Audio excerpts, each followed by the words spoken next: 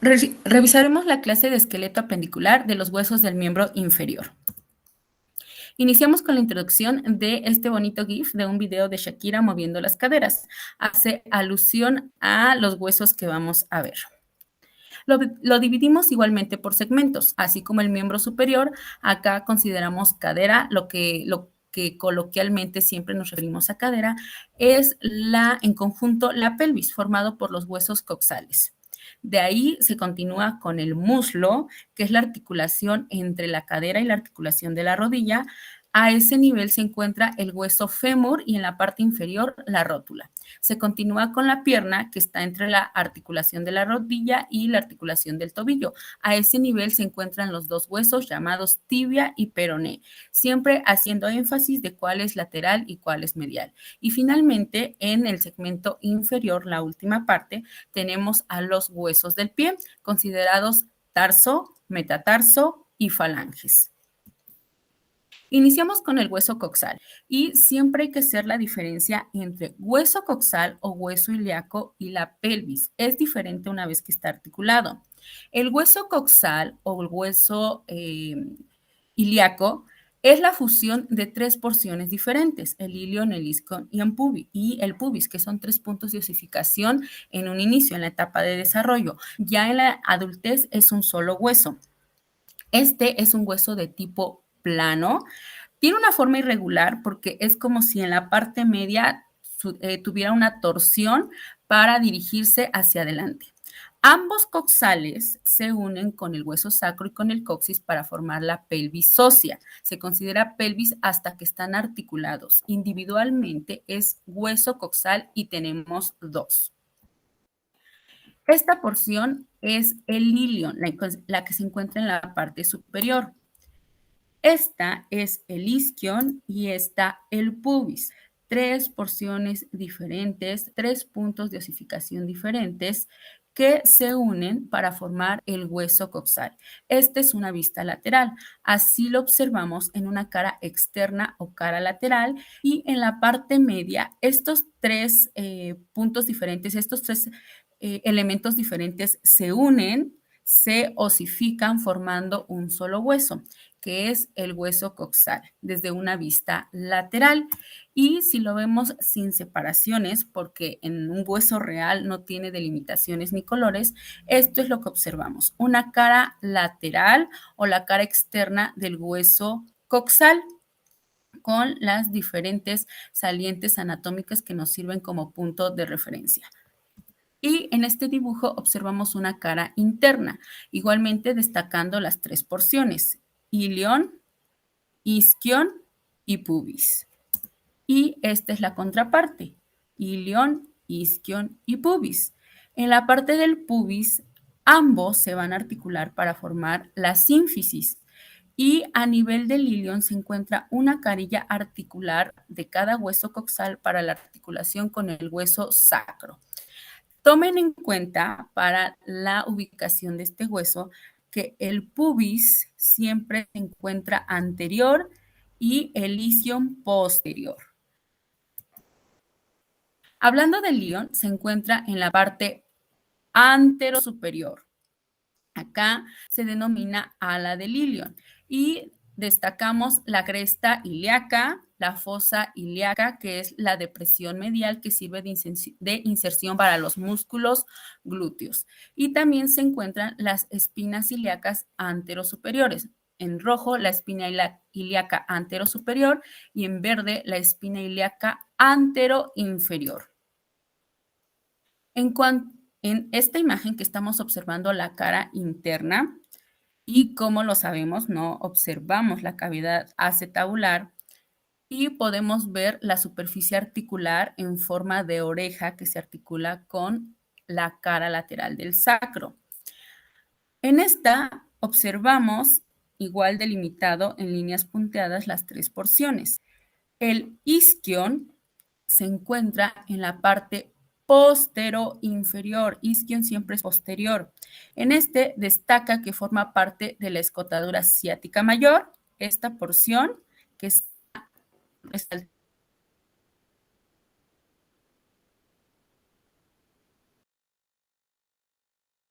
anatómico de referencia muy, muy relevante ya una vez que la pelvis está articulada, sobre todo para los diámetros de los espacios para el canal de parto. Una vez articulada la pelvis, se divide en pelvis mayor o falsa y pelvis menor o verdadera. Y ese es un punto crucial, las espinas ciáticas de ambos huesos coxales para las medidas que tomamos en cuenta. Y también se encuentra la tuberosidad isquiática, que es de forma rugosa y sirve de inserción para músculos. En cuanto al pubis, se encuentra en la parte anteromedial, acá señalado con la flecha verde, junto con el pubis del otro hueso coxal en la parte anterior forman la sínfisis del pubis y junto al isquion, la parte del pubis y la parte del isquion forman el agujero obturador. Este espacio que podemos observar acá es denominado agujero obturador, formado por las ramas del pubis y las ramas del isquion, señalado con la flecha guinda. Y destacamos la línea arcuata o línea arqueada en color lila. Una vez articulada la pelvis, también es la delimitación, forma la parte que delimita a una pelvis mayor y una pelvis menor. De esta vista, igualmente podemos identificar la espina ilíaca anterosuperior y la espina ilíaca anteroinferior. Aunque es una vista interna, como se encuentran en los bordes, podemos identificarlos, no es exclusiva de una cara. Y de gran relevancia en la cara externa, ya lo hemos mencionado, pero es de suma relevancia para la articulación que forma. Se encuentra en el punto de unión de las tres porciones de ilion, isquion y pubis una concavidad llamada acetábulo o cavidad acetabular. En algunas bibliografías también la pueden encontrar como cavidad cotiloidea. Esta se va a articular con la cabeza del fémur, formando la articulación coxofemoral. En esta imagen podemos ver estas estructuras que menciono, pero ya acompañados de los elementos articulares como el cartílago y los ligamentos.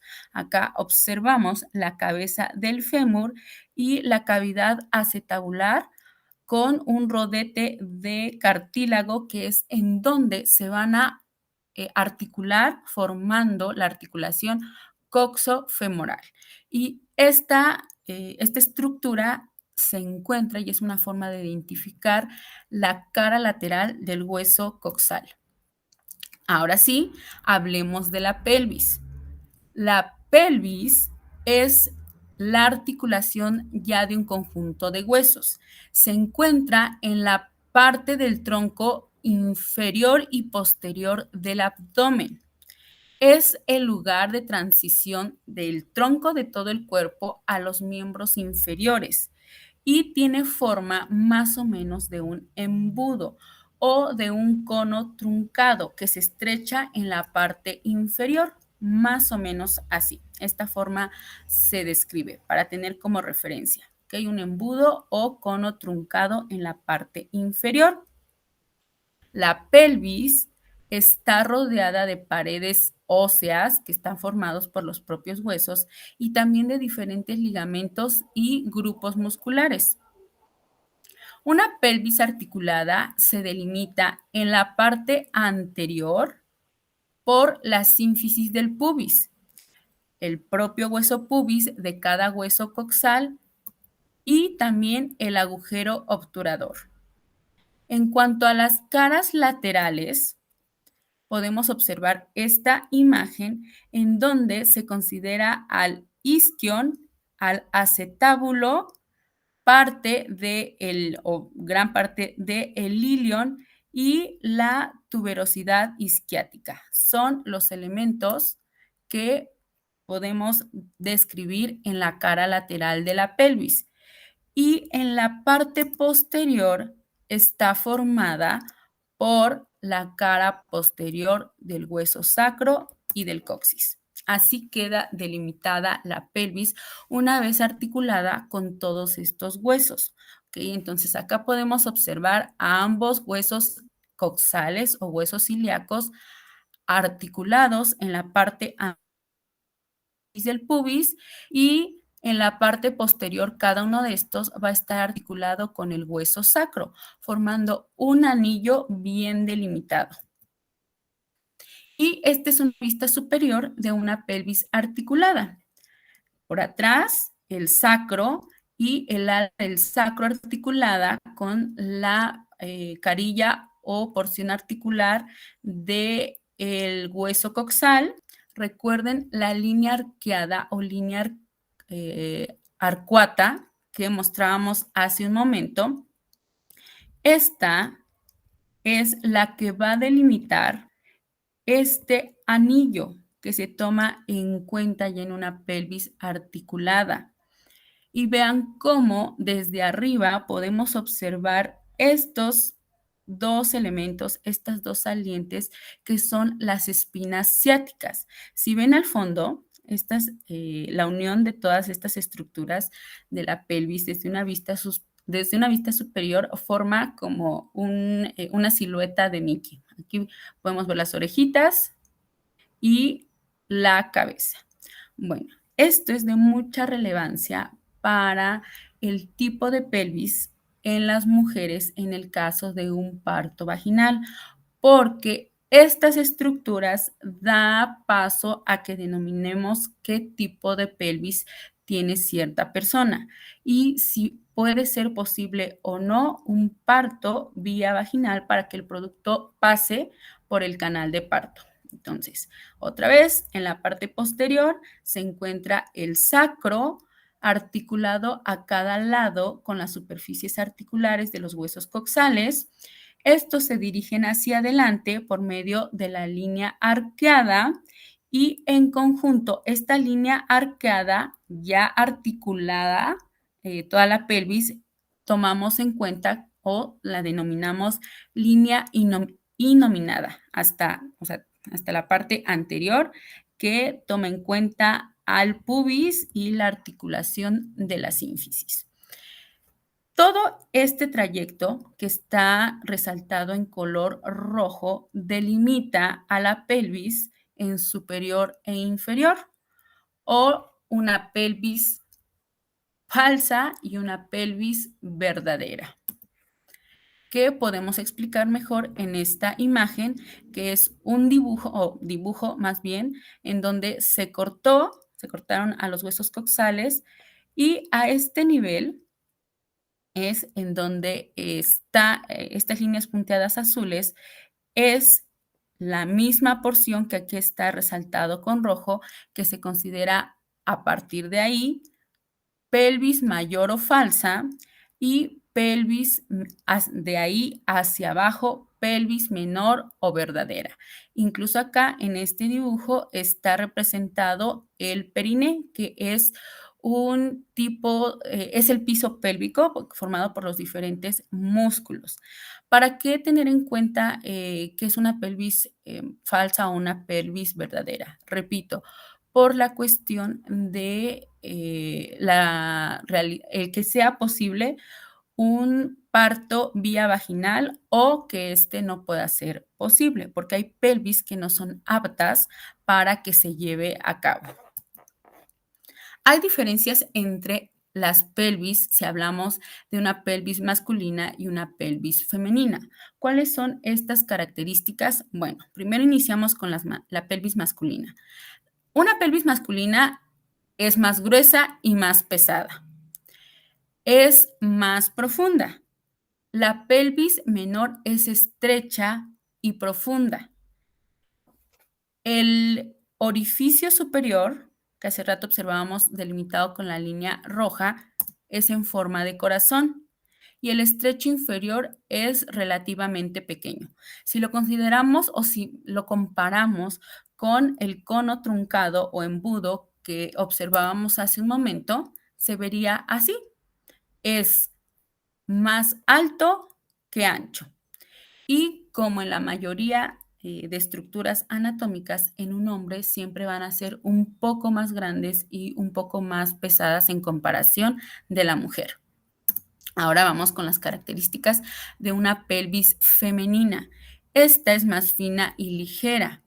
La pelvis mayor es más delgada y la pelvis menor es ancha.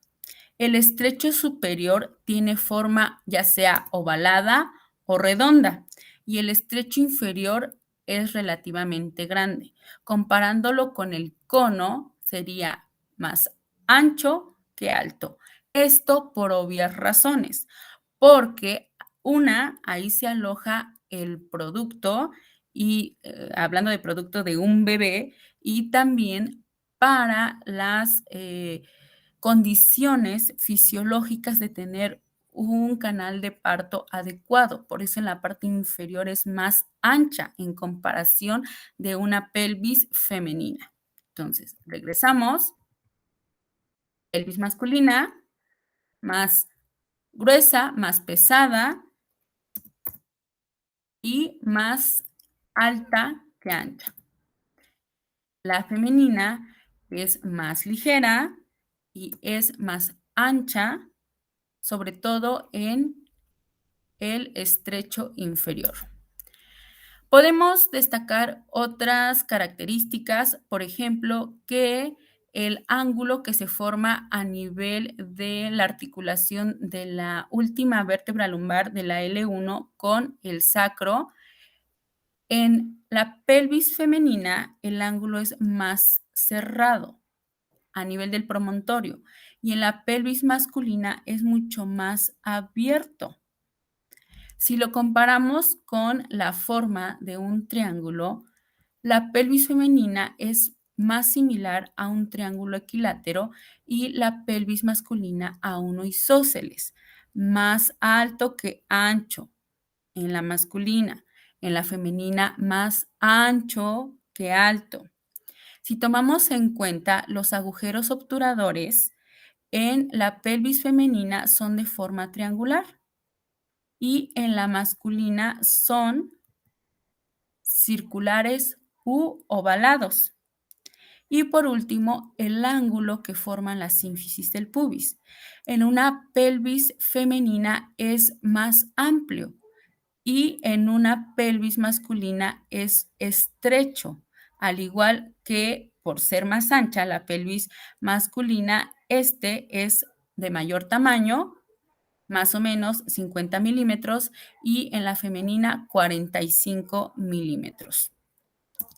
Y lo que comentaba hace rato, que es de gran relevancia tener en cuenta esas estructuras como la línea nominada, las medidas que se tiene entre una espina ciática y la otra espina ciática, es por las proporciones para el canal de parto y que un nacimiento pueda ser propicio. Y también tiene que ver con las medidas de la cabecita del bebé.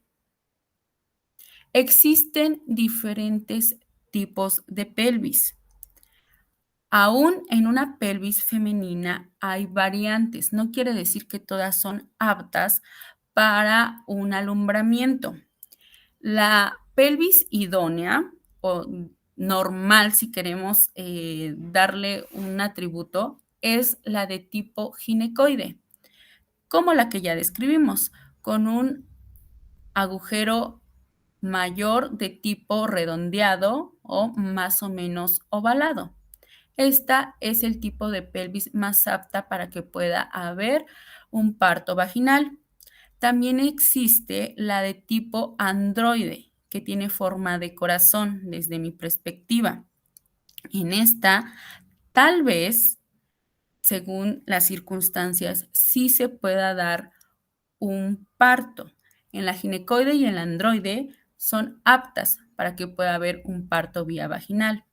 Existe también la de tipo antropoide, que es más o menos ovalada, pero más extensa antero-posteriormente y estrecha a los laterales. Y el tipo de pelvis platipeloide, que es lo contrario, es más ancha a los lados y corta anteroposteriormente. De estas, la antropoide y la platipeloide no son aptas para que haya un parto vía vaginal. Así hagan lo que hagan, vayan con la señora que vayan y la sobe y les acomode la matriz. Si tienen este tipo de pelvis, no va a permitir el paso del producto por cómo están acomodadas las estructuras, sobre todo hablando de los diámetros que tenemos una vez que se identifica el tipo de pelvis. No es que sepamos qué tipo de pelvis tenemos, solo son características de lo que ya se ha estudiado y las diferentes pelvis que hay. Algunas situaciones sí se pueden medir por ultrasonido, por tacto y demás, pero no es que vayamos por la vida sabiendo qué tipo de pelvis tenemos.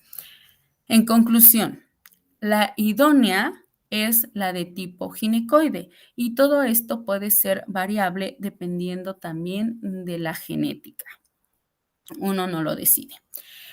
Acá ya tenemos a la pelvis articulada resaltada en color rojo, los dos huesos coxales y por atrás a el sacro e inferiormente al coxis. Si observan, a nivel del pubis se ve un espacio, ya que no está la porción que une a estos dos elementos para formar la sínfisis. La sínfisis es cuando ya está articulado. Acá solo estamos observando elementos óseos. Si se dan cuenta, tampoco observamos los discos intervertebrales en la columna, pero la agrego para que observen ya en conjunto estos elementos. Columna vertebral, esta es la vértebra L5 que se articula con la base del sacro y recordemos que a ese nivel se denomina promontorio y que en la cara lateral se encuentra el acetábulo para que se articule con la cabeza del fémur de cada lado. Y así es como se continúa la estructura ósea del esqueleto humano. Continuamos con el fémur. El fémur tiene la característica de ser el hueso más largo y pesado de todo el cuerpo. Un dato curioso, no solo curioso, relevante. Como todo hueso, primero debemos de identificar las características en la extremidad superior. Acá se encuentra la cabeza del fémur que lo describen como 3/3 de esfera, casi en su totalidad redonda, a diferencia del húmero, que eran 2/3 de esfera. Esta cabeza del fémur se articula con la cavidad acetabular, acetábulo o cavidad cotiloidea del hueso coxal o ya articulado de la pelvis. Tiene un cuello anatómico delimitado ahí en la línea punteada amarilla y también es algo a tomar en cuenta de este cuello anatómico es que este es mucho más amplio, a diferencia de el húmero que estaba muy cerquita, o sea, el cuello anatómico estaba pegadito la cabeza de las demás estructuras. Acá tiene un espacio bastante amplio que tiene una angulación específica y que es de relevancia para la forma de ambulación, más bien la forma en cómo tenemos las extremidades inferiores. Este ángulo que se forma aquí debe de medir entre 120 y 130 grados para considerarse normal y también para la ubicación, una vez que consideramos la posición anatómica, el estar parados de esa forma y que se considere normal, la angulación de este cuello debe de ser entre 120 y 130 grados. Inmediatamente después del cuello tenemos a dos estructuras que son el equivalente con la extremidad superior. Constantemente lo digo. Se llaman trocánter mayor y trocánter menor, también para inserción muscular. El trocánter mayor mucho más extenso que el menor y se pueden observar desde una vista posterior. Trocánter mayor, trocánter menor. Y acá no está señalado, pero justamente en donde termina este dibujo también se considera cuello quirúrgico.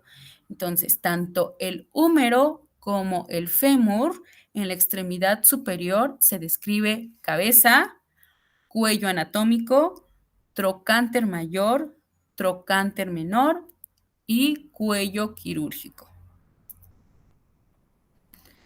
Y aquí observamos la angulación correcta. 125 grados es una angulación adecuada para la funcionalidad. Si esta angulación es menor, obviamente va a tener deformidades anatómicas y va a dar dificultades en la deambulación. Y si es mayor, la misma situación.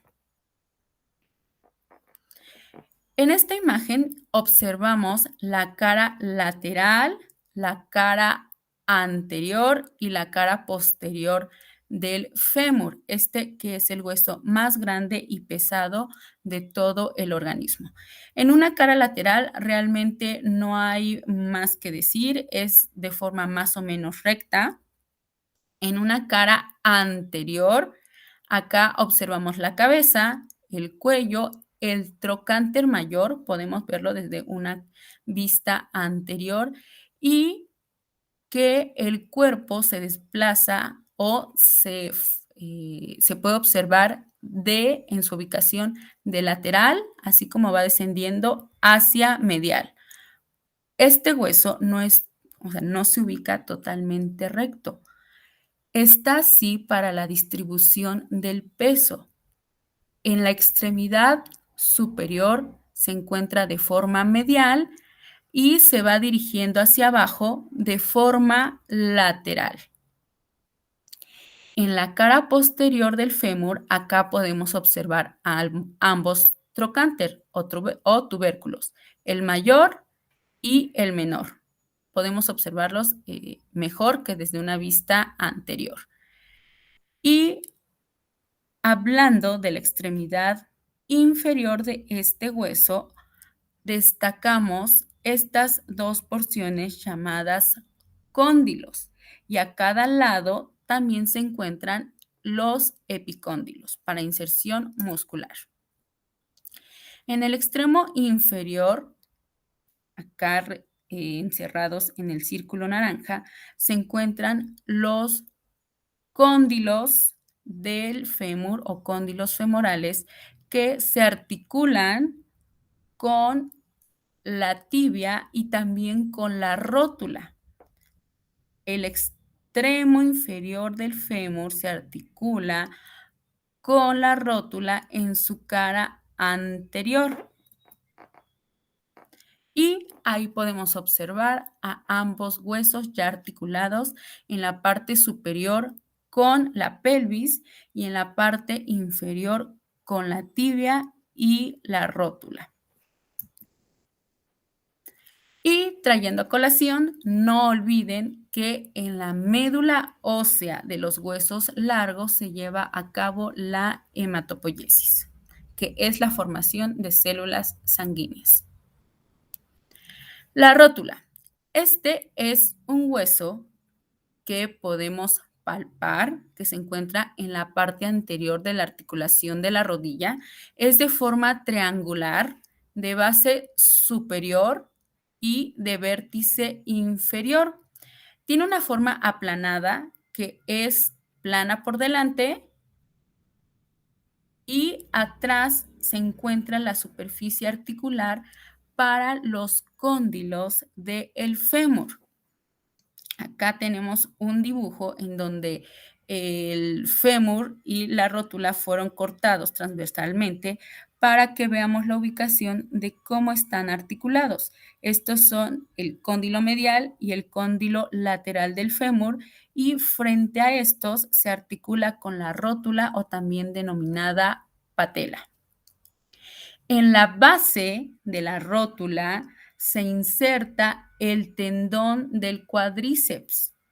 Esto le da la característica de ser un hueso sesamoideo. En la clasificación de tipos de huesos, la rótula es el principal ejemplo de un hueso sesamoideo que se encuentra entre un tendón y en la parte inferior o en el vértice se encuentra el ligamento rotuliano.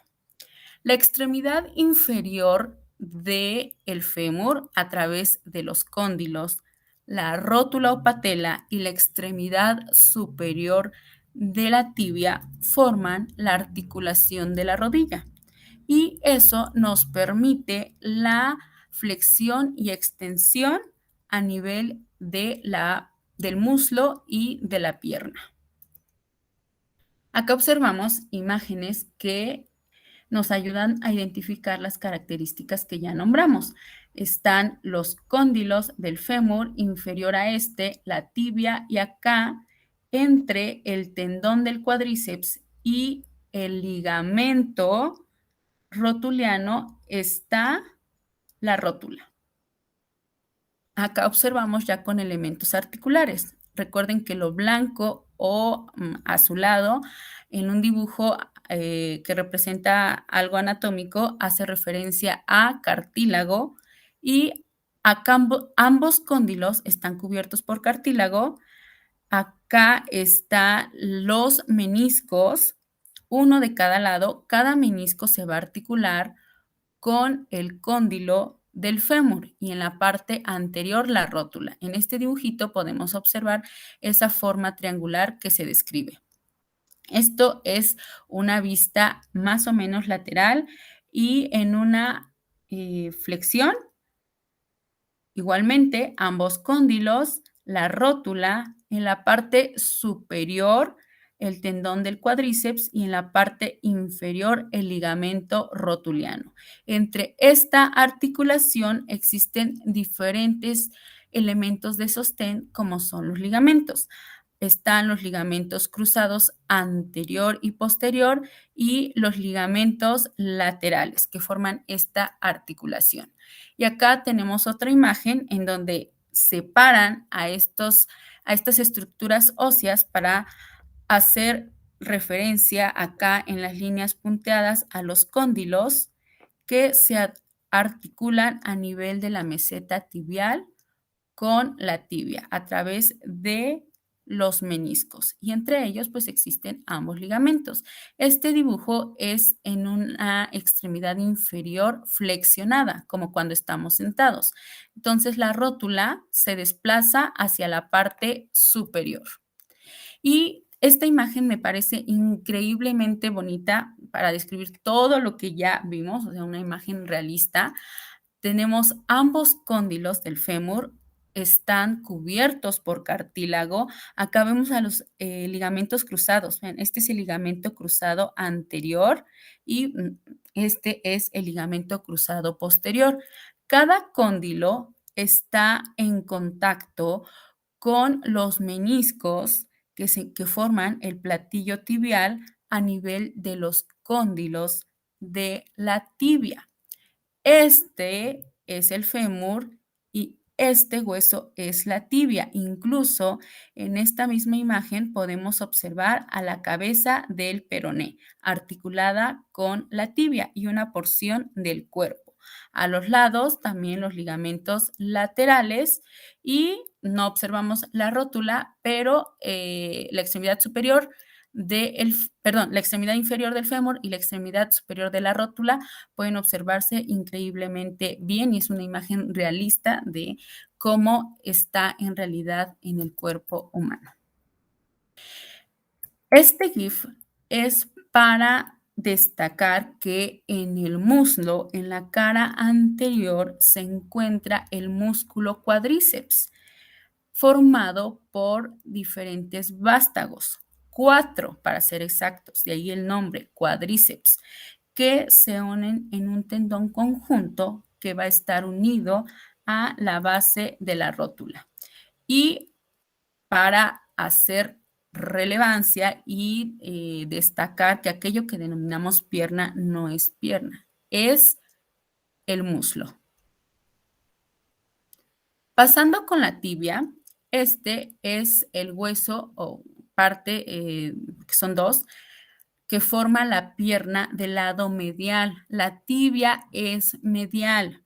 En su extremo proximal o superior se encuentra el platillo tibial, formado por los cóndilos tibiales. Sí, la tibia también tiene cóndilos, así como el fémur, y tiene el cóndilo lateral y el cóndilo medial, que van a estar articulados o van a estar en contacto, no directo, pero sí a ese nivel con los cóndilos del fémur.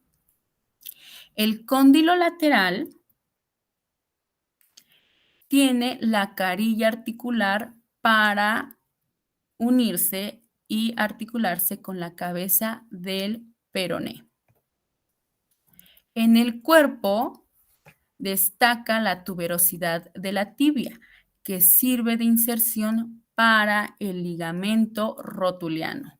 Desde una vista superior, esta saliente es la tuberosidad de la tibia, y desde una vista anterior podemos identificar una rugosidad, una saliente, y así saber que es la cara anterior o que estamos observando la parte anterior de ambos huesos. En el extremo distal se articula con el peroné en la parte lateral y con el astrágalo en la parte inferior. Recuerden que forma una especie de escotadura para la articulación del tobillo. Y la tibia forma el maleolo medial. Maleolo medial es de la tibia. La tibia siempre, siempre, o sea, no hay forma de que nos equivoquemos, se encuentra medial. En una posición anatómica, la tibia es medial. Y aquí observamos resaltada en color rojo a la tibia, y en la parte superior podemos observar al fémur, la rótula, en la parte lateral al peroné y en la parte inferior a los huesos del pie. Y en la siguiente imagen observamos a ambas tibias en una posición anatómica. Estas son las que soportan el peso que se va distribuyendo desde la parte axial del cuerpo, que pasa a la pelvis, luego al fémur, que es por eso que tiene esta ubicación de medial, perdón, de lateral a medial, entonces se encuentra como inclinado, no es un hueso recto como lo estamos viendo en este caso con la tibia, y la tibia es la que recibe el peso de todo el cuerpo, ¿vale? Se distribuye, por eso es el más grueso y el más grande a nivel de la pierna. En cuanto al peroné, forma la parte lateral de la pierna y este no soporta peso, únicamente ayuda a la estabilización del tobillo.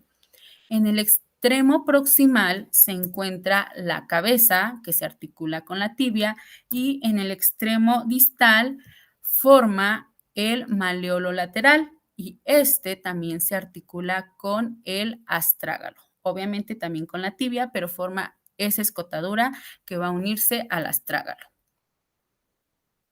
El hueso más delgado si consideramos a ambos de la pierna. Acá observamos únicamente a uno y acá observamos a ambos. El peroné, perdón si dije otra cosa, el peroné es lateral. La tibia es medial, el peroné es lateral. Si lo dije mal hace un momento, una disculpa. Estamos hablando de peroné. Peroné, peroné, peroné es lateral y sirve como estabilizador del tobillo. En la parte superior se articula con la tibia, en la parte inferior forma el maleolo lateral. Y seguimos observando a ambos huesos.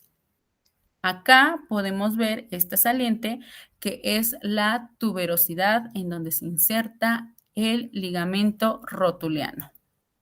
Si hacemos un corte transversal a nivel de los cuerpos de ambos huesos, podemos observar que tienen una forma más o menos triangular, una forma prismática, el peroné siendo más circular que la tibia, que sí se pueden delimitar 3 caras y 3 bordes, y entre ellos los une una membrana interósea, al igual que al cúbito y al radio los une una membrana interósea, a la tibia y peroné los une un mismo tipo de membrana y llamada del mismo nombre.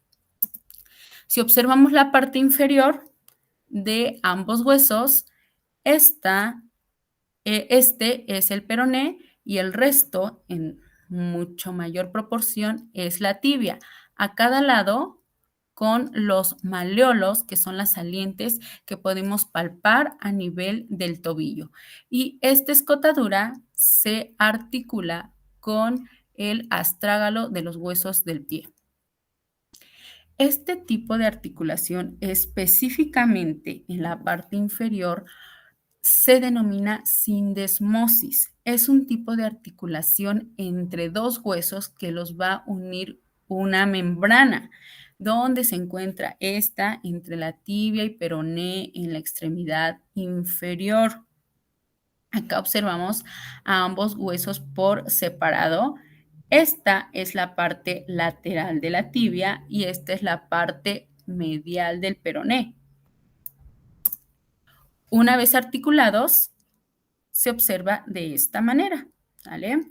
Maleolo medial, maleolo lateral, por eso insistía en que cuando nosotros palpamos, el maleolo lateral, el que forma el peroné, es más pronunciado. Y acá vemos estos ligamentos entre ambos huesos que caracteriza a la articulación de tipo sindesmosis. Esto en una vista anterior y esto en una vista posterior.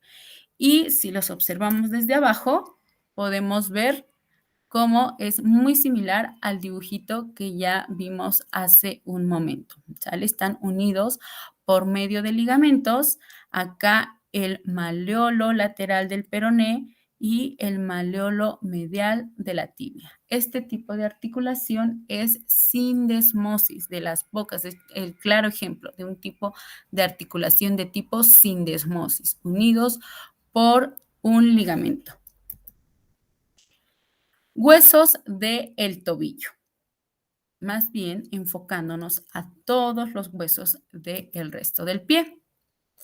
Se divide en tarso, metatarso y falanges. Al igual que en la mano, las falanges siguen llamándose de la misma forma, no va a cambiar. Lo que sí cambia es tarso y metatarso. El tarso está formado por diferentes huesecillos con un nombre específico cada uno y esto, si quitamos los círculos, es una vista superior y esto es una vista lateral. Si identificamos en qué posición está cada hueso, no vamos a tener problemas, ya sea una vista superior, una vista lateral, para saber qué es lo que estamos observando. En esta vista lateral, podemos identificar que esto es el dedo hallux. A nivel del pie, solo el dedo gordo tiene nombre, que es hallux, y está formado por dos falanges. Podemos identificar que es una vista lateral interna. Desde una vista lateral, el astrágalo es superior y el calcáneo es inferior. No es tan fácil de identificar desde esta vista que le estamos viendo desde arriba, con fines prácticos, con fines de que podamos explicar el resto de los huesos. Entonces, identificar cuando es una vista superior, astrágalo y calcáneo. Y en una vista lateral, astrágalo y calcáneo. El tarso se forma de dos filas. En la primera, siendo los dos más grandes, está el astrágalo y el calcáneo.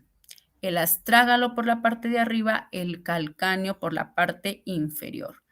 Inmediatamente a estos se continúan el resto de huesecillos, que son el cuboides, siempre del lado del dedo pequeño, el escafoides o navicular, ambos nombres es correcto por la forma de navío o de barco, y las tres cuñas o también denominados huesos cuneiformes.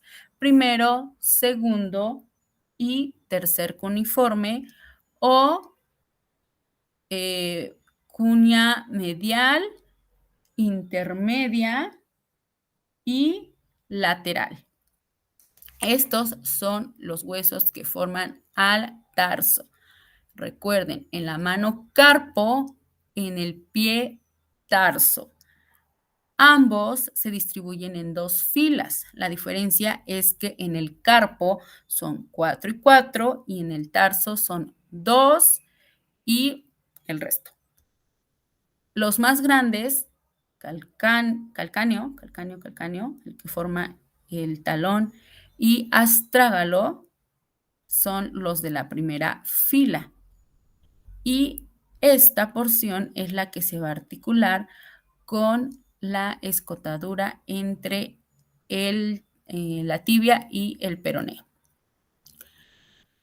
Después de estos se encuentran los metatarsos, que es primero, segundo, tercero, cuarto y quinto metatarsiano. Siempre iniciamos a contar a partir del hallux y el quinto es el que pertenece al dedo pequeño.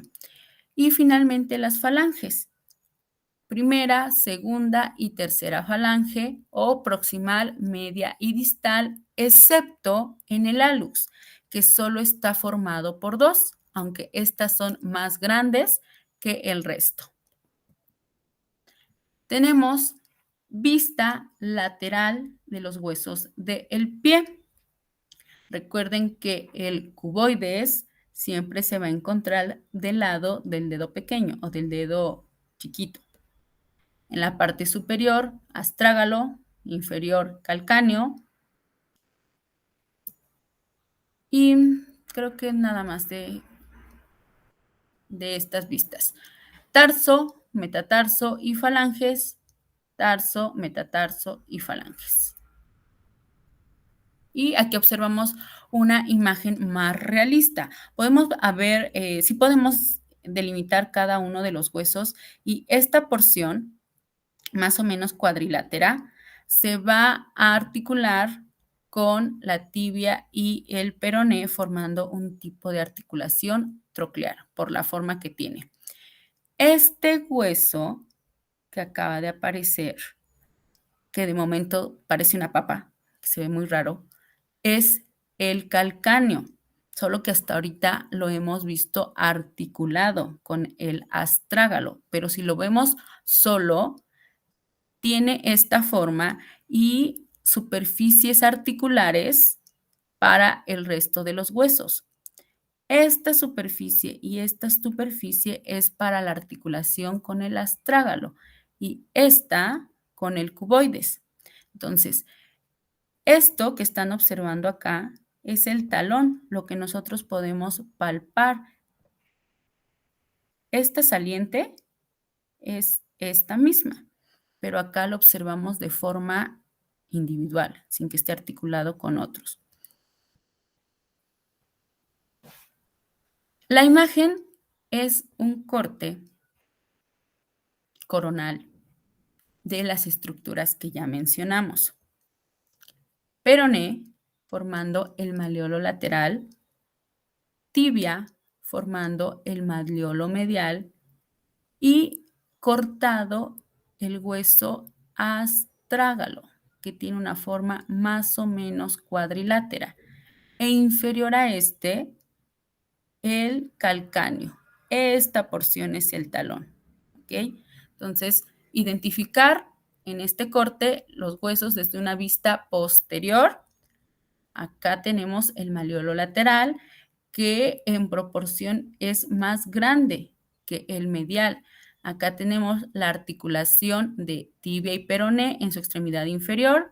Acá la articulación de ambos con el astrágalo e inferior a este, el calcáneo. Y la siguiente imagen es lo mismo, pero en algo real, en una imagen de un corte real.